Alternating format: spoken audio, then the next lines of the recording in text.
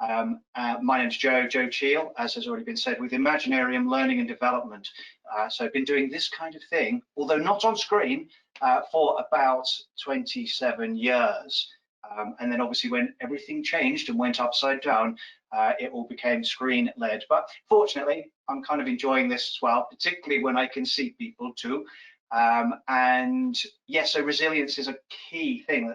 I tell you what, before the term resilience became popular, I would say that's pretty much what's interested me since kind of, I guess, probably about the age, like my teenage years. What most people don't know about me is that I grew up in, well, back in the 1970s, what was called an old folks home, an elderly folks home or older folks home. And so for the first 10 years of my life, it's not because I'm doing the whole thing backwards, it's just purely my mum and dad ran the home. So I was surrounded by people at the opposite end of life, which was fascinating. And I think probably even then that shaped to some extent me then getting into psychology, doing a degree in philosophy and psychology, later master's degree in organizational development. So I've applied everything that I've learned about psychology into business environments. So it is when you get collective, lots of people coming together, that fascinates me, but also still the individual. And of course, over the last few months, this has become absolutely critical. Just as an aside, as a by the way, just to demonstrate that I'm reasonably current, New Scientist magazine this week, or that was published last week into this week, has an article, funnily enough, about aspects of mental health. And they were looking at, well, what is it that people are missing right now? Where they're not able, when they're not in the room together, where they're kind of the Zoom thing, or rather the video conferencing thing, to be all eclectic and all inclusive there. This is great. However, obviously I'm talking to myself right now, so that's kind of weird. But when we make connection with other people, that is part of well-being. That is part of the resilience factor. So of course we can connect with people, but what we're missing is obviously the feel of being in the room with people. There is also and I'm going to be kind of the word touch, and I'm kind of saying appropriate. You know what I mean? Like handshake, where someone you just sort of go, oh, how you doing, and that kind of thing. We're missing those little nuances.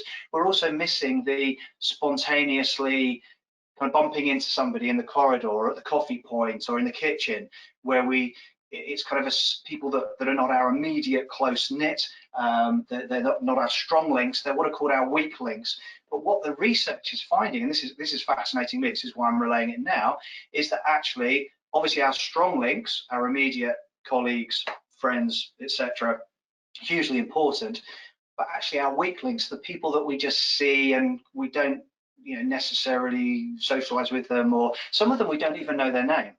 We just bump into them and go, hey, how's the thing? What was that? Oh, coffee, yes, I will.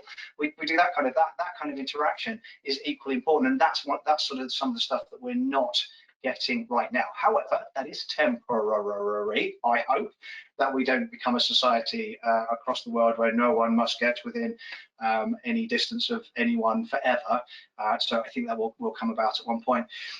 This session is not just about resilience. It's also linking resilience to a topic called unconscious bias. Now, unconscious bias, just to pick up on that for a moment, again, fascinating area. And in the past has been used in organizations almost like as a sort of a stick to poke people with, to tell them what's wrong with them and that you shouldn't do that. So that's very naughty, unconscious bias. Point is, with human beings, no human being is without bias. That is, to be human is to be biased. What it's about is becoming a little bit more aware of that, and becoming aware of your own biases so that you can make choices. You can choose your behavior and choose your reactions to people, to groups of people, rather than be run by some internal mechanism or internal programming that has happened because of the social norms, because of what's around us. But linking it then back to this article in New Scientist, we've got this thing about the weak links, and that sort of sounds like the wrong word, but that's what they're calling it. Weak linkages, people that we kind of have out there. What they're finding is, in terms of innovation, in terms of productivity and project planning, etc., that actually we do better when we're in a team with people, or enough people, that are also weak links as well as our immediate. If we're only in teams with people we know really well already, guess what? We've all become alike. We've all become like-minded. There is not enough variety within that environment, within that team. So I hope that kind of makes sense. So therefore, this idea of the kind of next layer out actually links the nature of unconscious bias and being with people who are more, there's a diversity beyond our just kind of like our little clique of people that we work with normally and know. That's a kind of context set and linking them together. Okay, now what else have we got going on at the moment? Because of this corona thing, we all have experienced the kind of the ups and downs of everyday life. And that's an ongoing thing. That doesn't change. Our reaction to it, that's the resilience part of it, but we can't necessarily change the world. We can only change how we respond to it sometimes and change bits of the world. So things happen. You know, we have, some people call it luck. You know, we have good luck, bad luck, or stuff happens, good things happen, not so good things happen, and we get the ups and downs.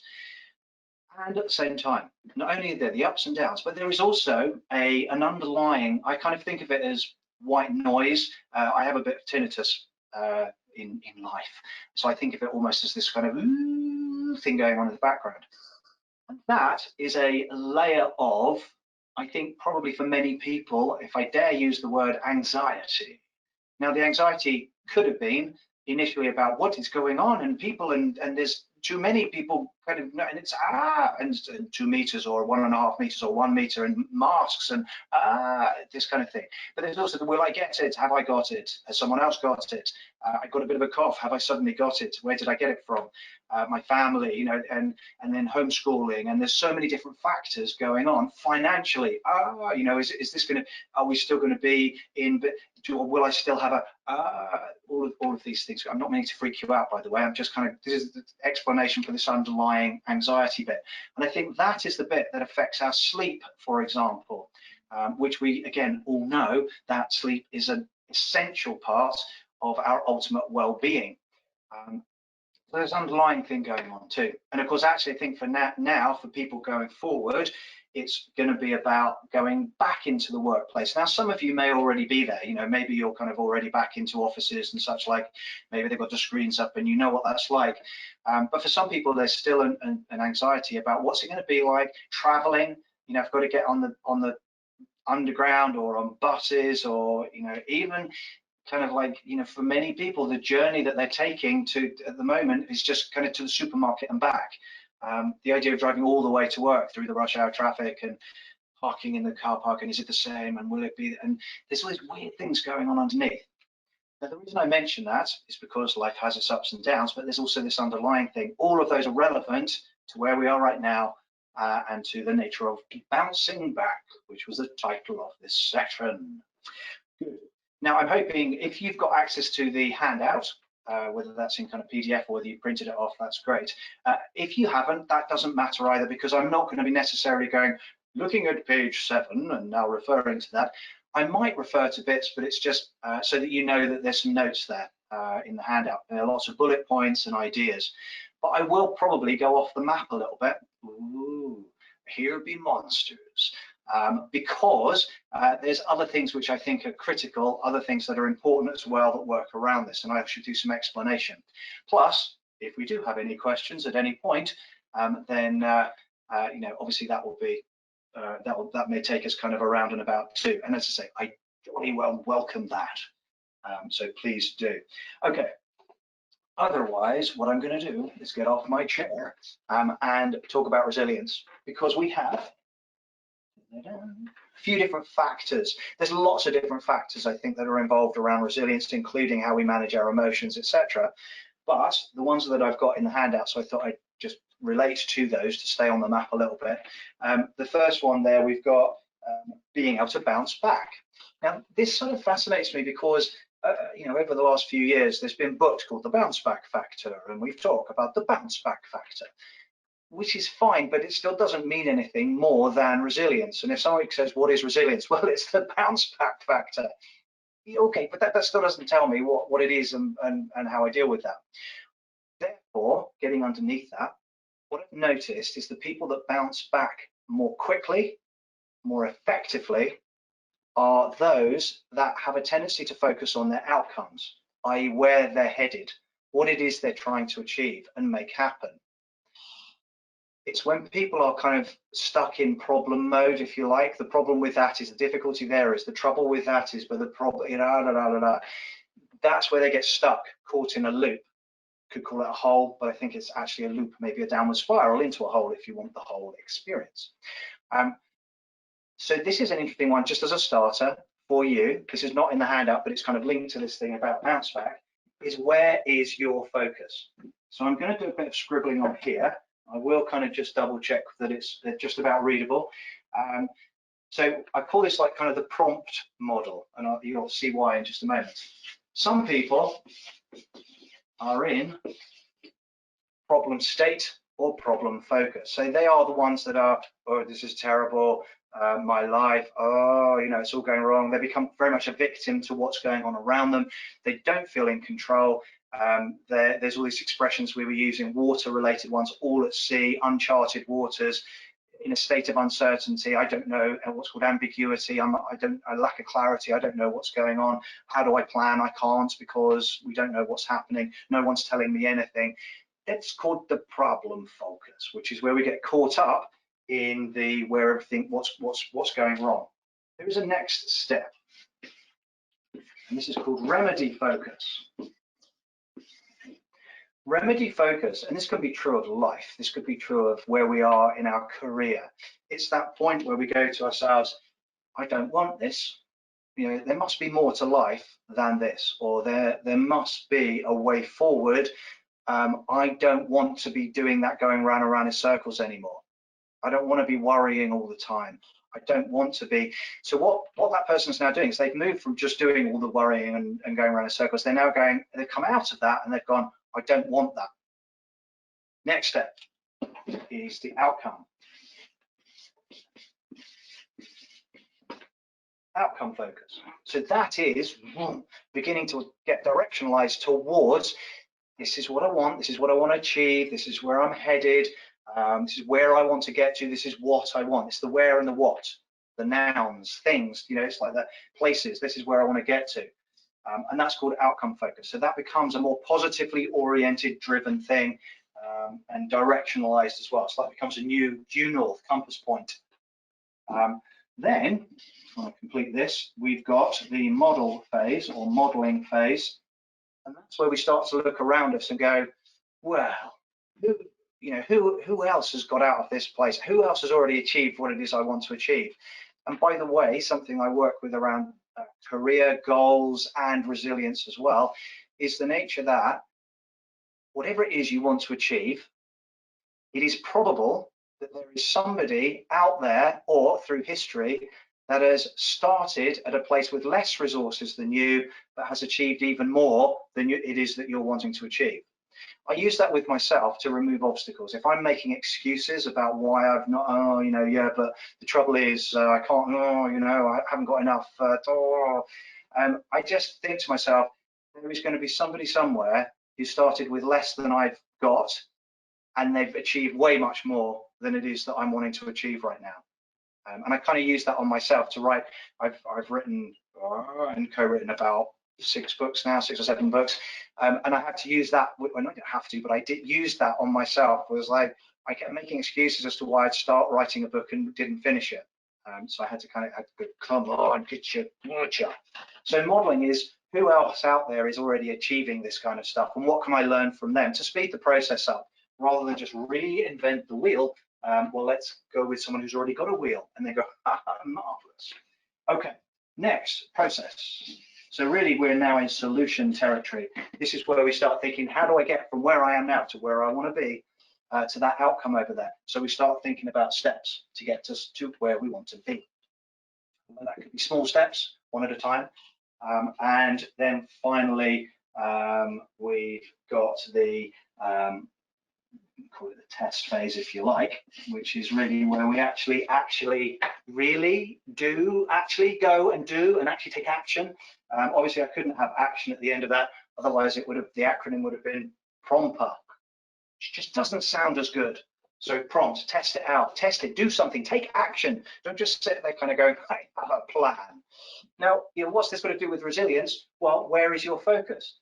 All of these are focus points, and in anything that you've got going on in your life, you can be in any of these stages. And I encourage you to move through them, figure out where you are, start moving through them, get yourself to the outcome phase where you begin to focus on something future-oriented that's going to get you somewhere. Then you can start taking action to get to that place and make it happen. Cool. So all of that links back to the very first thing about the bounce back factor. But as that was the subtitle of this session, that seems relevant.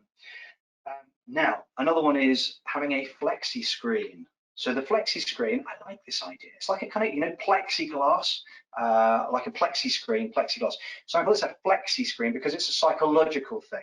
And it's actually being able to just put up it's like a kind of transparent barrier, which therefore you choose as to what comes in.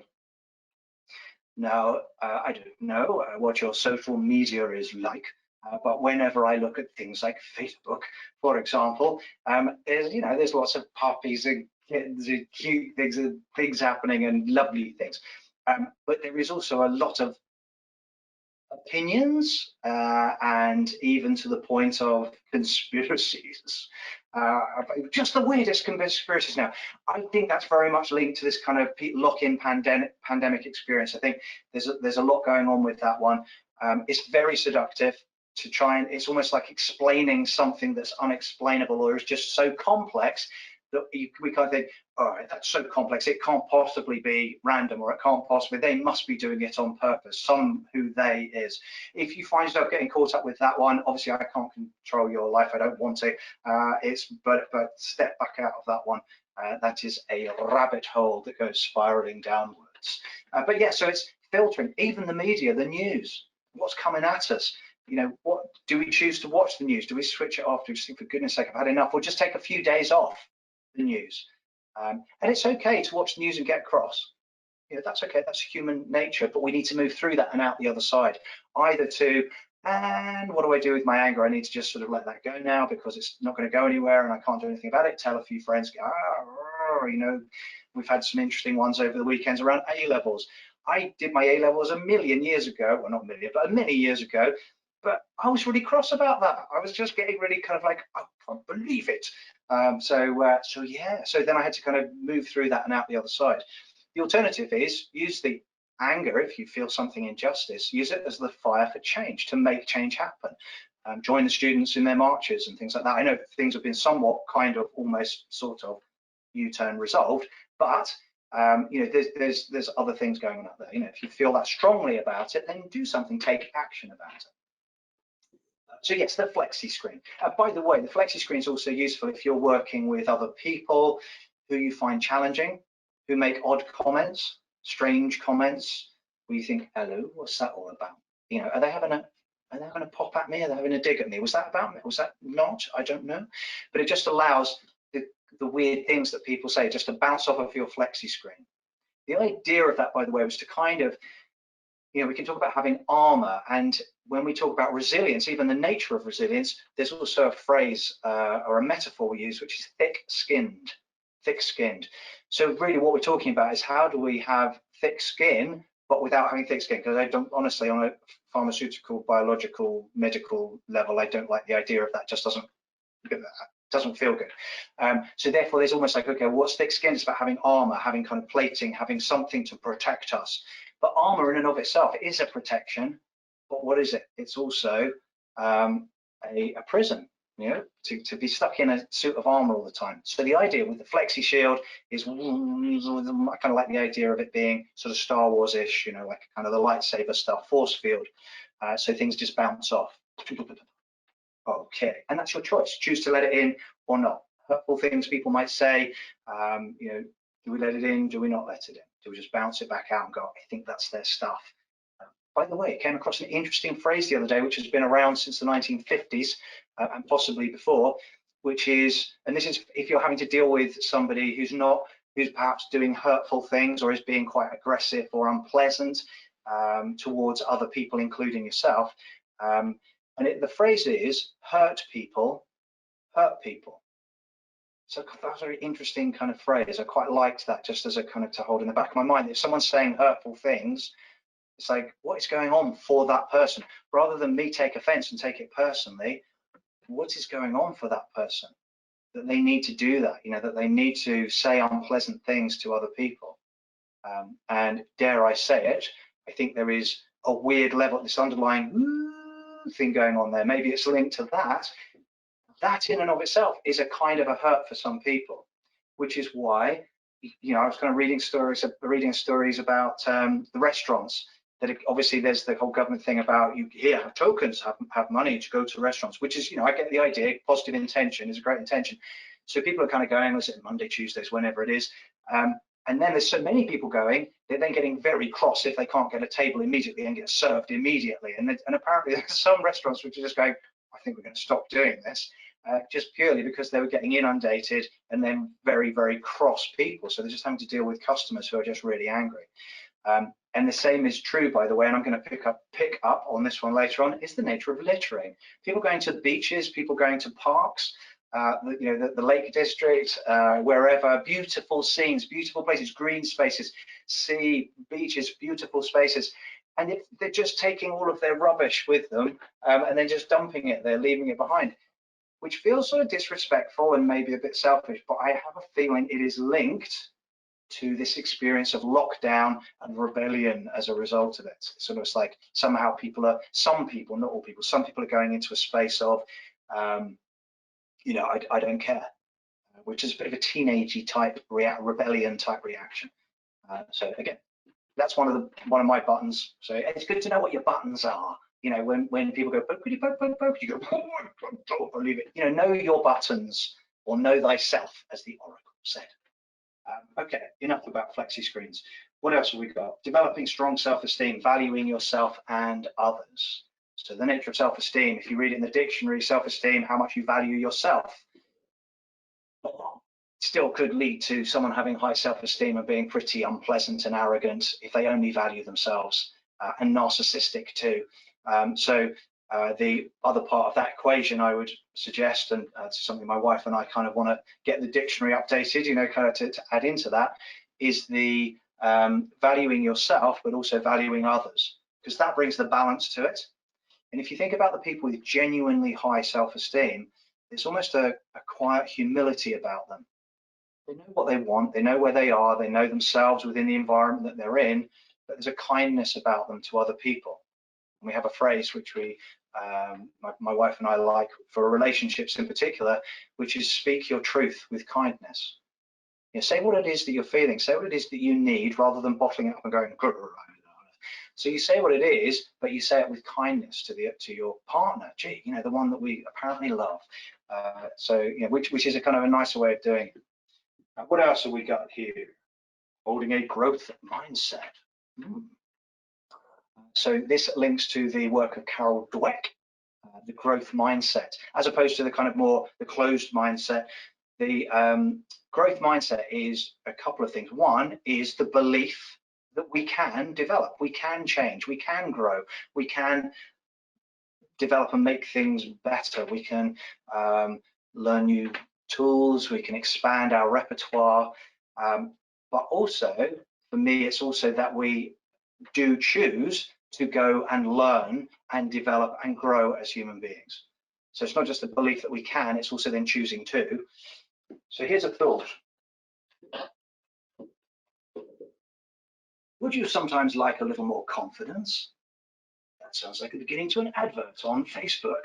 Well, here's one of them. Here's one of the factors that links with that is in any given situation, if there's something that we want, an intention that we have, a desire of some sort to make something happen. So I'm just going to call it I for intention. It doesn't really matter what we call it. This is what I want to achieve something in a given situation. If we've only got one way, one behavior really, of achieving that outcome, or that intention, then, depending on what the context is, that could lead us in different directions. Sometimes we might get a result, sometimes we might not. When we're less than confident, we either feel we have no options, no resources, no strategies for dealing with a situation, or maybe we've got one, but what if that doesn't work? Let me give you an example of that is a real stressor for some people, and so this is a good one for applying resilience to a very specific situation, and that is presenting. Let's say you're doing a presentation, which for some people is like, anyway, some people are quite cool about it, but there's some people kind of find that challenging. Then there's the, yeah, but what if someone asks me a question that I possibly should know the answer to, but I don't? And that freaks them out. And they're kind of like, I don't know what to do in that situation. If someone asks me a question and I don't know the answer to that, I'm stuck. I'm like rabbit in headlights. I'm kind of on the spot, and I brain freeze, and I don't know. Well, if we don't know the answer, we don't know the answer. But the idea with this is, okay, well, what is one thing we could do? We could say, I don't have the answer to hand. I'll look into it and come back to you. Great, it's pretty professional. Let's have a look. Another one might be, can you give me an example of what you're asking? That's a good one. I like that one. As soon as the other party asks, gives you an example, often you go, oh, that's what they're talking about, because it places it into the real world. So that might be another example. And we could keep adding things. We can sort of say, I'm happy to talk to you about that one after the presentation, or answer part of the question that you might be able to answer. You might ask the audience sometimes, you might have an expert in the audience, or you might ask the audience. You get where I'm going. I'm not going to keep doing that. That's not what this session specifically was about. Obviously, if you're scribbling down answers to that one, that's good. The idea is, when you are confident, you will have a range of strategies for dealing with situations, to getting where you want to be, to getting what you want. And another example, and I love watching a good chef who maybe they are making something, and then you kind of see and they taste it maybe and they go, oh, that's not quite right. But instead of going, right, throw it all out, let's start again, they go, hang on a minute, if we just add a little bit of this or do a little bit of that, or if they're doing a cake and it kind of comes out and it's all a bit kind of something's not quite right, it's either, okay, whack that back in, turn the temperature up to something or the other, or turn the temperature down, or tell you what we'll do, we'll take the top off that, we'll turn it into something else. And it's because they've got a range of strategies. They don't care. It's almost like it's just they are confident. And so you will have areas of your life where you are totally, supremely confident, and confidence totally links to resilience, of course, the more confident we are. So the idea there is take that area where you are confident, and then start thinking about, okay, so where would I like to be more confident, and how might you kind of map some of those things across? Or just come up with a whole bunch of, what would I do if someone asked me a question and I didn't know the answer? What else have we got? The final one, in terms of what is resilience, understanding our filters. So, well, what is that? So this is how we frame things, how we interpret events. So something can happen, and then some people might get annoyed about that. Other people don't take any notice of it. Let me give you an example. It's a very small example, but someone's in the street somewhere walking along, and someone drops a sweet wrapper on the floor, and they carry on walking. So there we are. That's it. That's the scenario. Now it's, how might you react to that? You might have an automatic reaction, but what is your interpretation of that? Has the person been? Are they littering? Do they not care? Have they dropped it by mistake? So therefore, there's a bunch of different interpretations as to what could have happened in that particular. It might have even not been them that dropped it. Sometimes it could just be the wind was blowing and it kind of just blew into them, and then off it went again. So maybe because they're in front of you, who knows? Maybe it was the wind blew it and it wasn't even them. So this is what I'm talking about. It's almost similar to this. It's like, the more interpretations you can have of a situation, the more meanings you can associate with a particular event, the more flexible you're thinking. The more frames you can put to something, and the more choice you have at that point as to what to do. If you're in reactive mode and only have one way of perceiving something, and someone looks like they dropped the litter on the floor, you go, all right, pick that up, and then it wasn't them at all. It was it was nothing to do with them. Then we're into an argument with someone about nothing, and That's called reactive behavior. So the idea is, well, let's have a range of different ways of interpreting what could have happened in that situation. And what can I learn from that situation as well, particularly for building strategies. Okay. Now, one of the other, I know we haven't had this question today, but one of the other big questions right at this moment in time, and has been for the last little while, is the nature of uncertainty. How do you stay resilient when we don't know what on earth's going on? You know, there's just kind of like, this might be happening, that might be happening. And then kind of the bigger picture leadership, and that could be within your own organization, or that could be bigger picture leadership, either at nation level or even international, international level, where there's a lack of clarity, lack of direction, U-turns, all this stuff going on.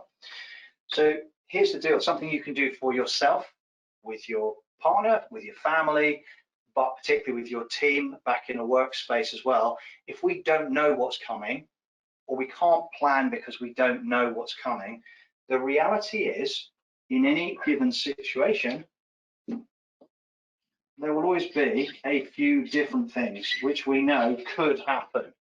I just put A, B, C, D, E. Those are what we perceive to be the likely things that could happen.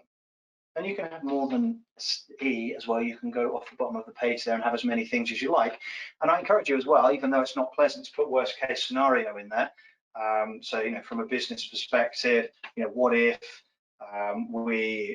our business struggles and there's redundancies and all this kind of stuff, you know, which is the most unpleasant thing to think about, frightening thing to think about, but you kind of want that on there as well as the good things. Now, what we then do is, so we have, as we've written down all the things we know, probabilities that could happen, we then go, okay, that's the if, and then we go into then.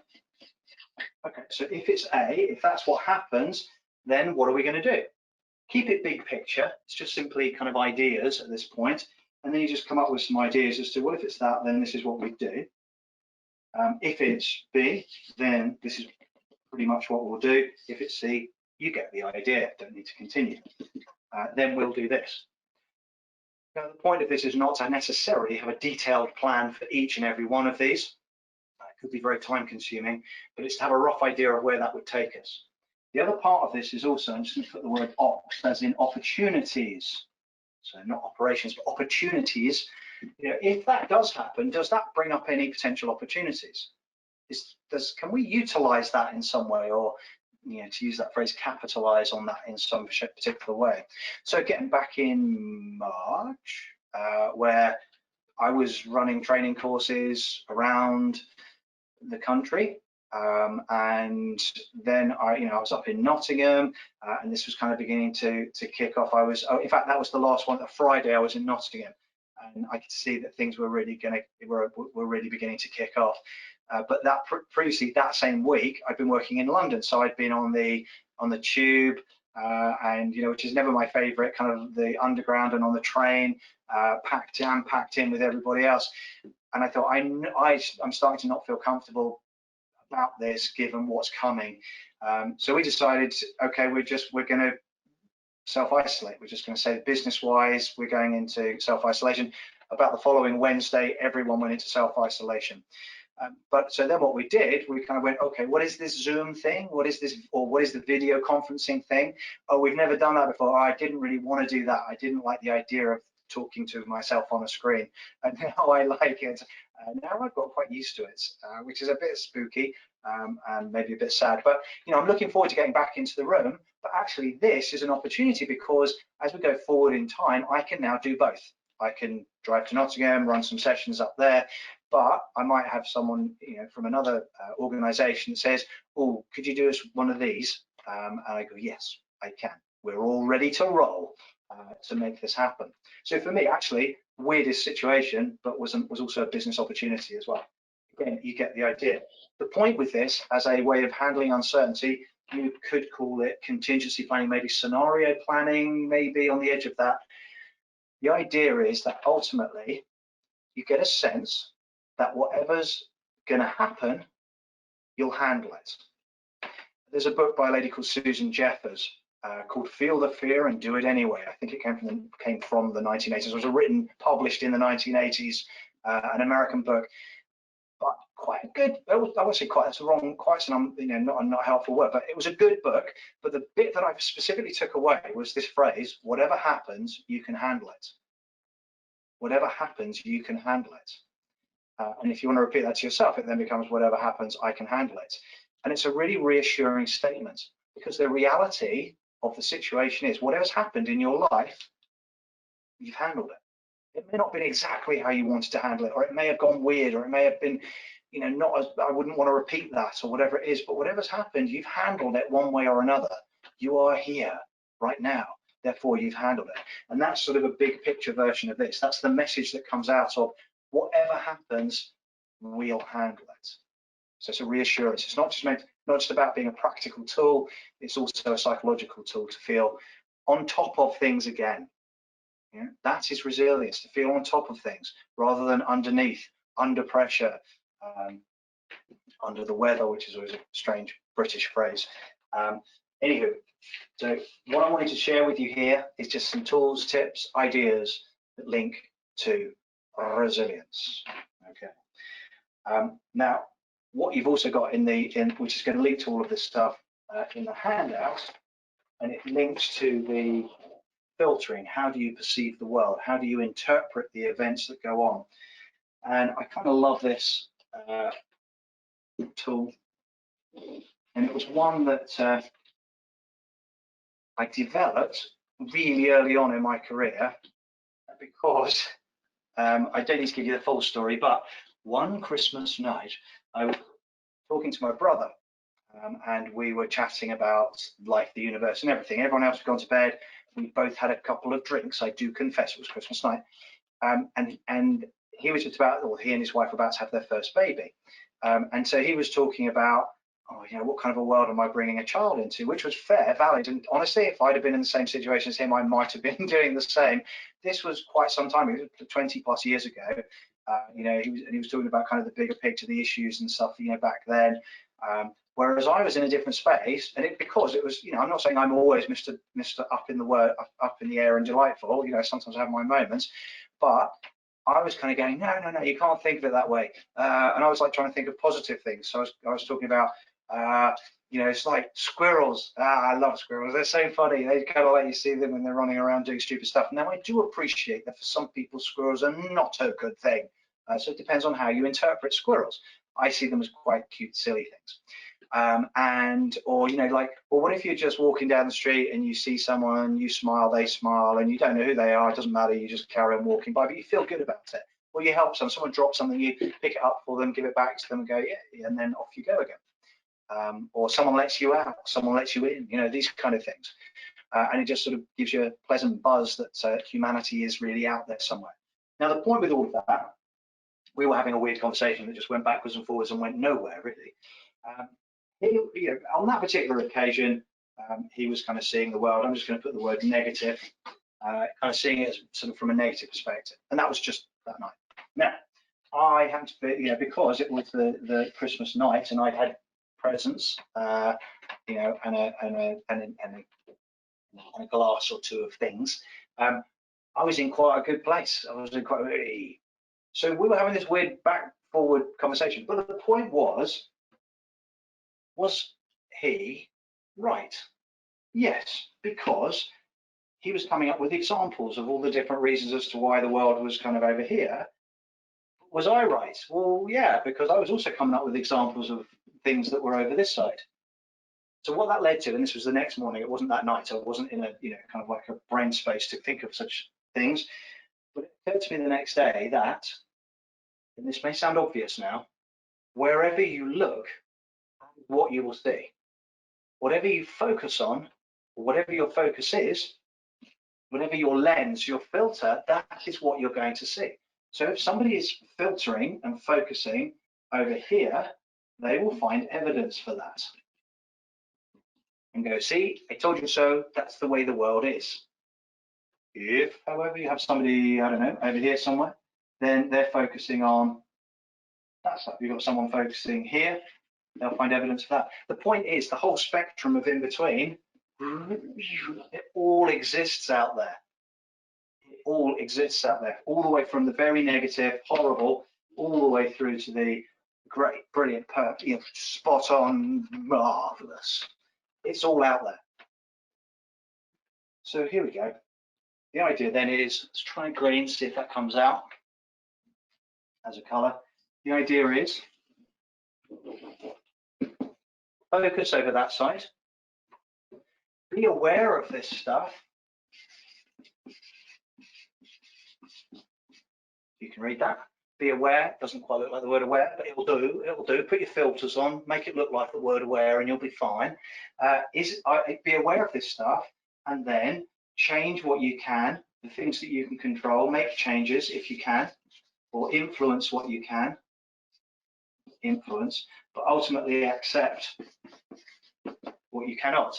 And I know there's a very old poem linked to that, or actually maybe it was Rudyard Kipling, one or the other. I'm sure there's probably more. You know, give me the wisdom, I think, or the grace or something to accept the difference between the something or the other. I really must learn that rather than just making myself look silly. But you know, this stuff over here. Be aware of it. Don't just ignore it. It's not about ignoring the negative stuff. It's about choosing to filter, choosing to, you know, okay, be aware there's some stuff going on over there. What can I do about it? Accept what I can't. Or, you know, and by the way, taking action, making change happen, maybe, well, I can't do it alone, but I can do it as part of a group. So we can still take action if we want to. It's okay, but to sit in a room on my own or on our own, you know, or just with one other person and go, oh, the world, what's it like? Oh, terrible place. Oh, there's this happening and that happening. You know, whether it's in our own country or someone else's country. And we just kind of sit there getting annoyed about it. Maybe we share it on Facebook, oh, terrible people. But that doesn't change anything. That just makes us feel miserable. So focus over this side. And that's a choice. We can't change the world out there, but we can change what we focus on. And then what we focus on affects how we feel about life, the universe, and everything. And again, the nature of resilience, I would suggest, is the ability to focus over here, but be aware of this stuff, change that stuff over there as we can. That's an explanation, what you've got in the handouts. There is also an exercise, which I'm going to obviously kind of set you as an exercise to take away. From positive psychology, research in positive psychology, one of the most successful strategies is at the end of every day is either write down or tell somebody, keep a journal, for example, or a diary, write down the best thing that happened today. That's it. Every day you write down what was the best thing that happened today. Could have been an interaction with somebody, could have been a squirrel, or not for you, I don't know. But what was the best thing that happened today? Now, what happens with that is not only are you beginning to write a, you know, kind of like a diary where you've got these really cool things that happen, which is nice to look back on as well. We go, oh yeah, I remember that. Oh, or you kind of look at it and go, squirrel, I don't remember a squirrel, but I'll trust myself, I'm sure there was one.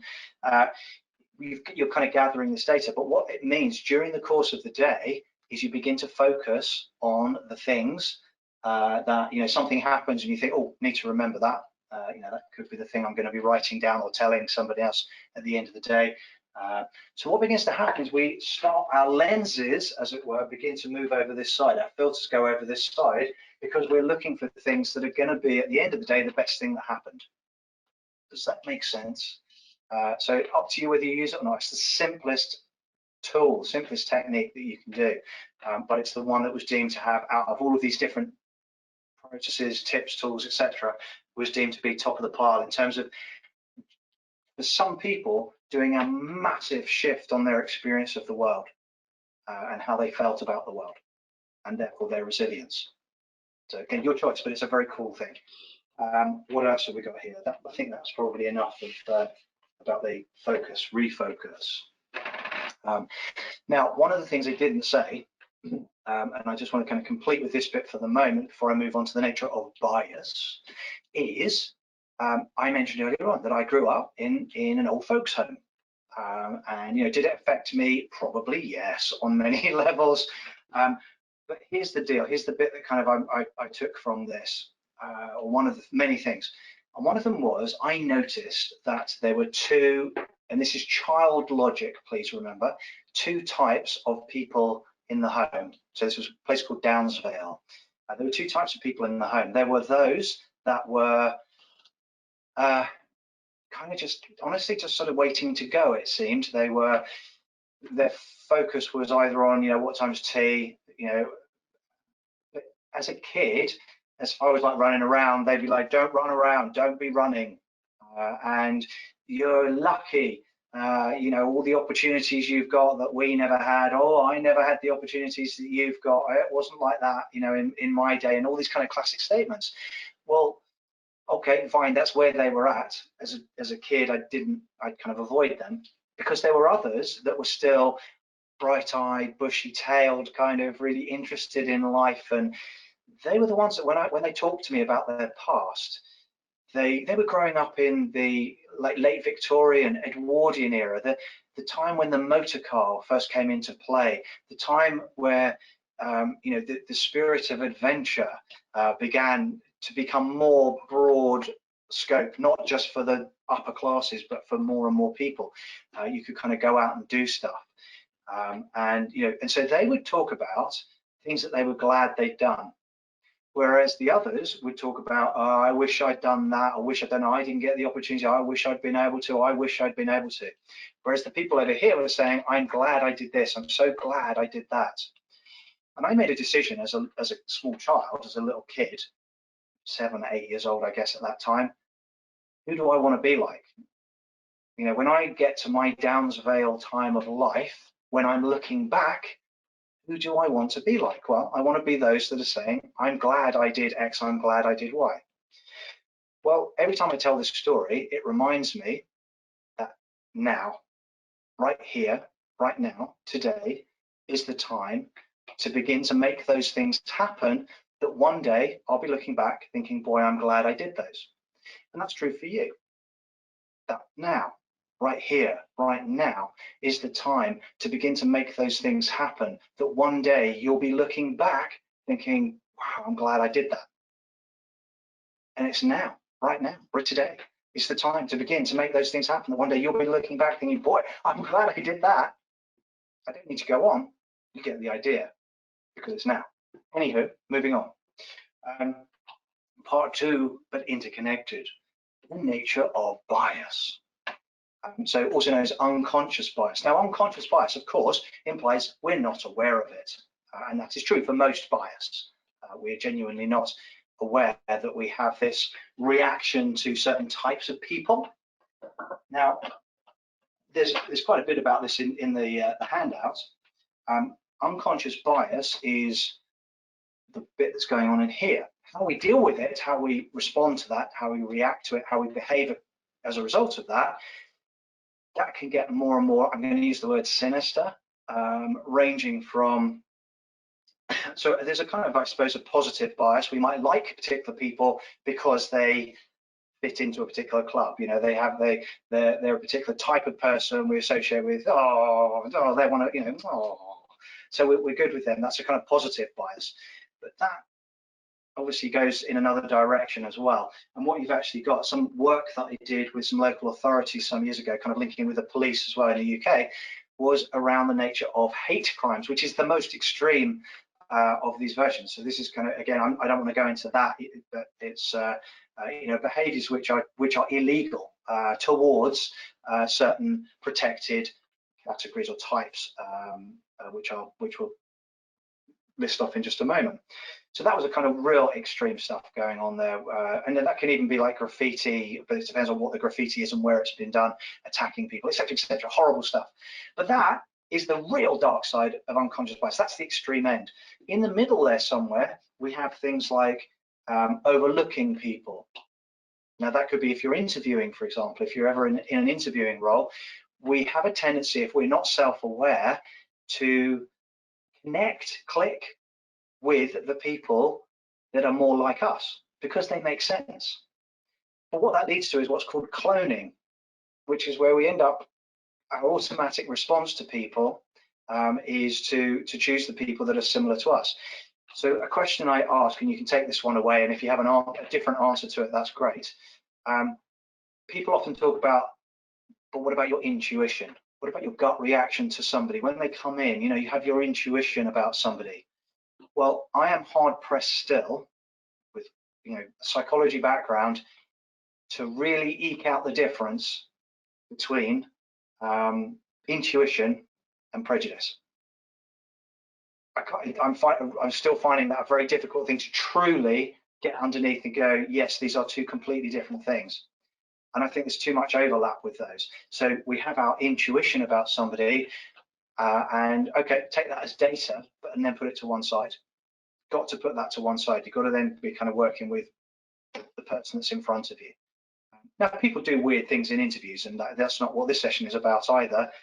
Although my favorite one, for some strange reason, and it's just, I'm reminding myself because of the clock at the back of the room, is someone in the interview who complained partway through the interview that the clock on the wall was too loud.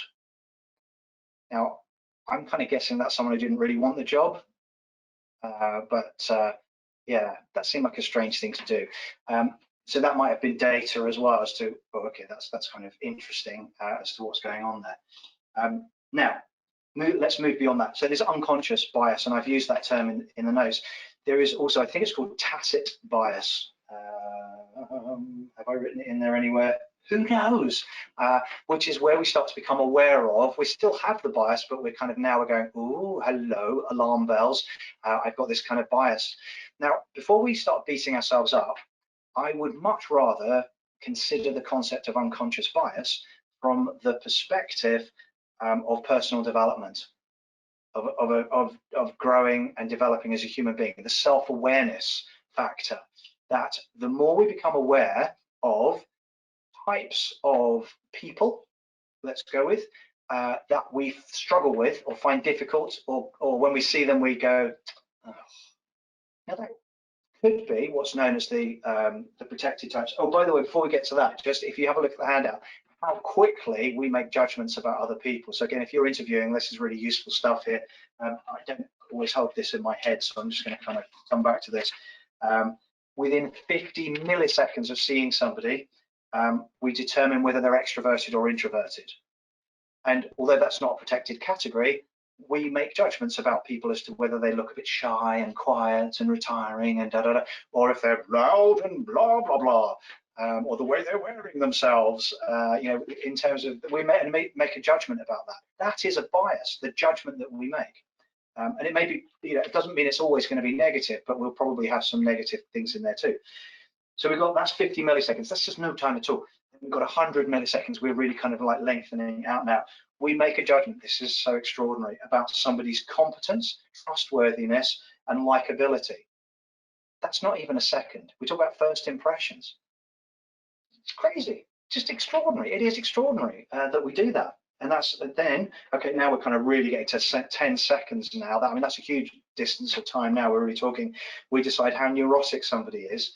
1 minute, their potential for success. 5 minutes, their social status, and then 15 minutes to hire or not to hire.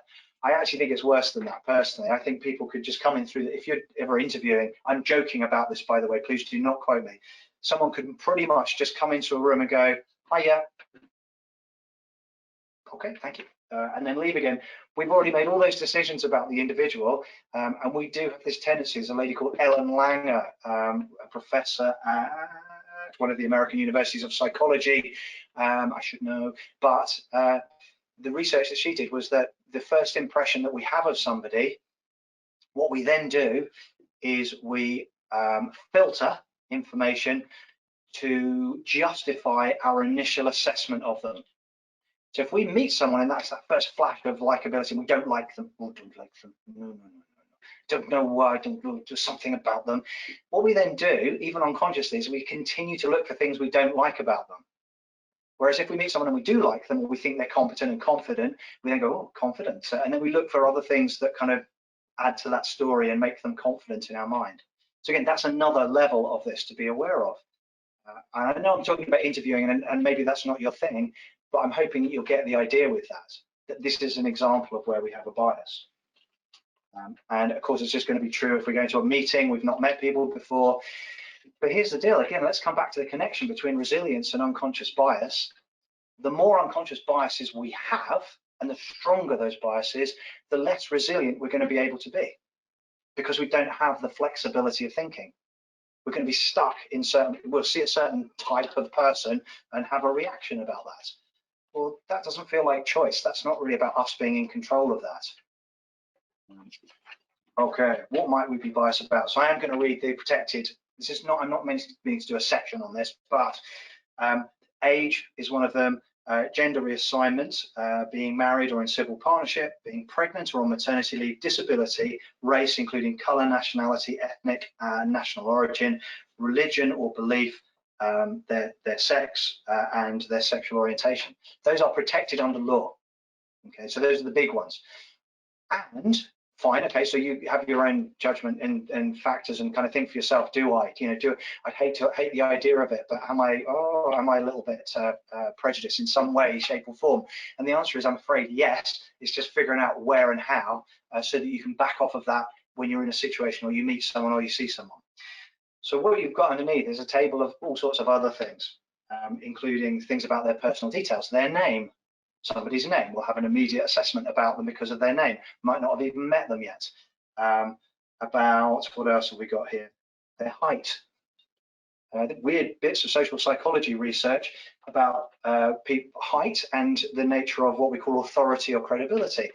When people are tall, we have an association, a complete nonsense association, but an association with someone being having more authority. Or having more credibility because they're tall. That doesn't mean that, and they may not feel that themselves. However, how weird is that? Just because of somebody's height, we have a judgment, inbuilt judgment, almost a psychological evaluation. So again, become aware. If you want to know more about that one, there is a book by Robert Cialdini, or Cialdini, C-I-A-L-Dini, and there's like the psychology of influence. Fascinating stuff as to what moves us, why do we do what we do, what makes us do what we do, if you're interested in that. Our clothing, I'm sure, or it's quite possible, or maybe you didn't, you kind of like, why has he got a waistcoat on when it's really hot? Why has he got a pocket watch when there's like, Fitbits and things like that, or like Apple watches you could wear? That's kind of better. So it's a style choice. It's all part of the Imaginarium. I love pocket watches. So there you go. You can now kind of go, you like pocket watches, you say. What unconscious bias do I have about people that wear pocket watches? Eccentric. What things do I have about people who are eccentric? You get where I'm going with this. People with tattoos. You may have a tattoo. Are they on display? Are they not on display? Are they on the face or not on the face? All sorts of stuff around that. Someone's walking towards you and they have tattoos all over their face, and spider webs and things like that. They might be lovely people, they might not be, who knows, but it's like these are the kind of, we have these reactions inside. A favorite story of mine, just simply because I was involved in it, years and years ago, was involved in some very heavy duty personal development workshops.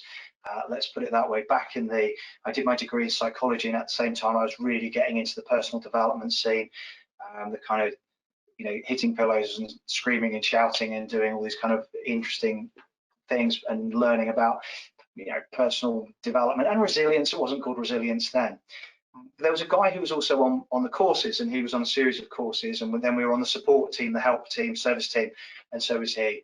And he was a big guy. He was really well built, and he didn't engage with me, or we didn't really engage with one another, maybe I could say that. And then eventually we sat down and we actually talked, because it was very much where you could be vulnerable. You could actually sort of say, look, this is what I'm seeing. This is what my experience of you is. This is my experience of me when I'm with you. This is, and it was really revelatory. And he said to me that he found me, what was the term? He found me, but it wasn't scary, but he found me a bit scary. He was this big chap. And it turned out the reason why he found me a bit scary was he thought I was really intelligent. Now that shocked me, And I'm going to be, I know this is being recorded as well, but I went through pretty much the C grade experience all the way through school. I was Joe Average, and I kind of had a purpose behind that, I think, on an unconscious level, actually, and a fairly conscious level. That being that C grade level, you are under the radar. You can, no one's expecting, oh, you must get A's. Yeah, it's very good. But no one's expecting me to fail. I'm not kind of one of the naughty kids, but I'm not one of the clever kids. I kind of just ride in through the middle there. So I did the same at A levels. Goodness knows what results I'd have got this time around. They're kind of in 2020. And then for my degree, my first degree, I got a 2-2. So I was still following that. That was an unconscious bias, by the way, about myself. We all have not only unconscious bias about other people, but also about ourselves, limiting beliefs sometimes. So I was being run by that kind of Joe Average thing, just stay under the radar, just kind of keep going, then everything's going to be all right. You'll be pleased to know that by the time I did my master's degree, which was about 12 years ago, or maybe more now, I got a first or a distinction. I think it wasn't going to call that first, but I got a distinction. Because I'd broken through that and out the other side, and I can now allow myself, I'm not saying I'm clever, by the way, I just can allow myself to write in a way and be in a way that engages with that. Anyway, back to the story, back to this guy, intimidated, that was the word he used. He felt intimidated by little old me. And do you know why? It was because I wore glasses. That was it. When I took my glasses off, so here you go. Oh, Joe Intelligent. Hey, look at me now. And then, hey, I'm different now. Now I can't see you. However, in fact, I can't see you anyway. But now I'm fuzzy. I'm looking at my fuzzy self. That's quite cool, actually. Back into sharpness. So, that was his thing. That was his unconscious bias about somebody who wore glasses, was therefore cleverer than him, and therefore he felt intimidated. Well, he was, as I say, a real big guy. Why he would, and of course, it wasn't physically intimidated. But of course, it didn't work. It didn't ring true for me anyway. So it's kind of interesting stuff. So as I say, that's an example of where this stuff can really play out. And I know that, if I see people chucking litter on the floor or out of their car, oh, what are they like? I put them in a category. And that's a prejudice I have about people that do stuff like that. Now, that's not in the book, and it's not a protected category. And I don't do anything about it. I just kind of go, which is, dare I say, the British way of dealing with things. But of course, that's me being unconscious bias about the British. Oh no, so we can't get out of this. It goes on and on, but we're just becoming more aware of it. So there's all sorts of other things that come into play, what sports people do. We might have, if you're a rugby supporter, then all the football supporters, what are they like? Of course, the football supporters are rugby people. So, and it even, if you're a football person, supporter, I guess is the correct terminology, then whether if you're one club and then they're a different club, oh yeah, what are they like? Yeah, that's unconscious bias. It's still a bias about another group, them. So what I've given you in the handouts, how can we manage our unconscious bias? And I've just given you a whole list of things that you can do which link to self-awareness. And I promise you, the more you become aware of your own unconscious bias, you get, it's like we move through I'm going to call it a shame thing, where we kind of feel, oh, I feel ashamed. I feel like dreadful. I'm a dreadful person. I feel I have these beliefs about people, and I kind of like, and I look down on them, and I kind of, oh, and I feel particular ways about, or I feel awkward about them, or I feel threatened by them, or them. So we kind of beat ourselves up a little bit, move through that, out the other side, just acknowledge, whoa, we're all biased. And that is some of the bias I have. So the next time I'm in those kind of situations with people, diverse people, or people in diversity, then actually I can be not just tolerant, that's a really kind of naff word, accepting, truly accepting. And this is where we come to the true nature of diversity, by the way, is the nature of acceptance, but not just acceptance as tolerance, but acceptance as if we are being given a gift, that we can learn new things about new cultures and new ways of doing things and other personality styles. And we can learn about what it's like to have glasses or not have glasses, or to have tinnitus or not have tinnitus. We can learn about other people. That broadens out our scope and enhances our resilience. To bring those two things together, there's two more things which are in the handouts, and then I'm going to start to kind of reel things in. And then if there are any questions you want to, if you're still there, if you want to type stuff out, or really be brave and fight your own unconscious bias about yourself and say words. I'm going to open it up for questions in just a moment. But the last couple of pages that you've got in the handout are handling what I call the, well, lots of other people call it as well, but the inner critic, where we duff ourselves up, beat ourselves up, give ourselves a hard time. Oh, I can't do it. Oh, yeah. Oh. Now, here's what's interesting about the beating ourselves up bit, the inner critic. Sometimes we say, oh, I'm no good at this. Oh, I can't do that. I'm no good at presentations. So we do the I version. Now, this is in the English language. I don't know how this translates to other languages. So please, write in, let me know. But we also, not only do we do, oh, I'm no good at this, I'm no good at it, we also do a, oh, you. We use the you language, like, oh, you're no good at this, oh, you can't do it, oh, you're going to fail, oh, you're going to, and we talk to ourselves, but we're talking in you. So how does that work? It's like we're talking to another part of ourselves, or it's another part of ourselves talking to ourselves. How weird is that? Now, here's the deal. In terms of dealing with the inner critic, if you realize that you are doing the limiting belief stuff or giving yourself a hard time, you can track it, kind of what's it saying. But here's one way of dealing. I think there's some other ideas in the handout, but one way of dealing with that is, imagine, if you will, that you have literally had somebody standing next to you when you're about to do something.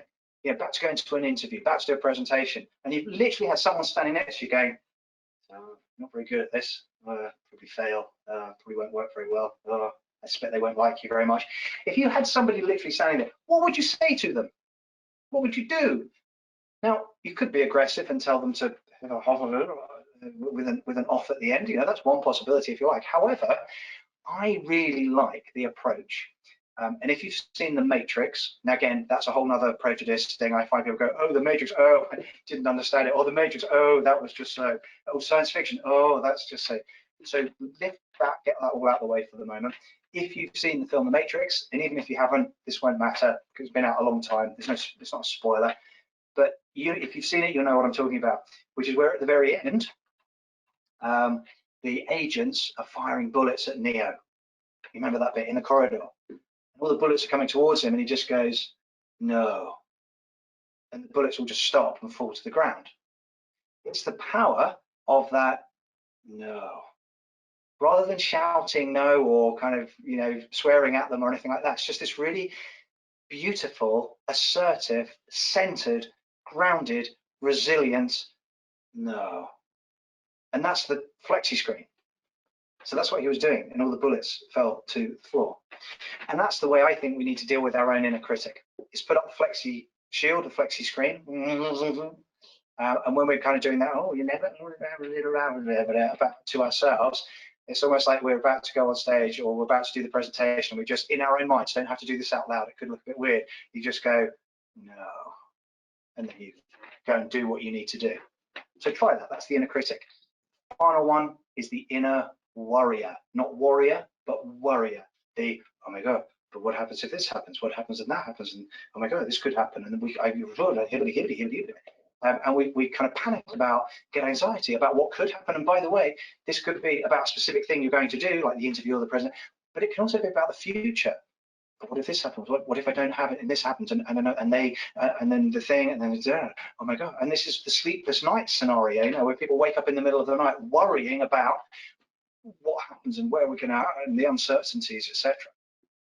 So here's a tip if you have that experience. That part of you that is worrying, because it's not the whole of you that's worrying, it's a part that's worrying. Imagine that part of you is like a small child that's feeling scared, feeling anxious, feeling nervous, feeling. Okay? Imagine it's a small child. Now, whether you're a parent or not, whether you are an uncle or an aunt or whatever, if you were being supportive and reassuring, and you had a small child who you were looking after, and they were about to get on stage or about to do something, and they suddenly went, oh, I'm scared. What would you say to them to reassure them? It's okay, you'll be fine. Whatever happens, you'll handle it. What can you say to a small child to genuinely, with love and kindness, reassure them? Those are the kind of phrases you need to be talking to yourself. As I say, don't have to do that out loud. You can just do it in your own head. So if you're middle of the night, wake up, oh, but what if this and my job or my life, this and that and the bills and all these kind of things. If you realize, of course, that's just worrying and anxiety, imagine it's a small child that's worrying about those things, and reassure them it'll be okay. Even if on one level you think, I don't know whether it is or not, you're reassuring as you would with the child. And by the way, why is the child worrying about the bills? What kind of parent are you if the child is worrying about the bills? So it's something like the adult version of you needs to deal with the bills. The child part of you, I know this may sound a bit woo-woo now, and I apologize on one level. However, let's all get unconscious bias about the man talking about the woo-woo stuff about the inner child. But I'm sure many of you will go with me on this one. It's like there's that feeling part of us, the metaphor of it being like a small child, and handle it or deal with as you would a literal small child. Reassure yourself. Okay. Now, I have spoken for, apart from that slightly weird interruption in the middle where the screen went thwank. Beyond that, I've been talking for the last, I hope you're still with me, and I hope that that was interesting on some level. There was something in there that you could take away that was what you signed up for, with some chap just going on about stuff. I haven't shown you PowerPoint slides. That's not my style. You've got a handout, and I talked about other things and thrown some other things on the flip chart there that are perfectly readable. I'm hoping that felt like it was a bit different. What I like the idea of, by the way, is that at certain points you have the feeling like you're in the room with me. That was my intention right from the start. You're not looking at a flat screen, you're looking through a window into the Imaginarium. And I hope that at times that might have happened too, that there was that sense of actually us being in the room together.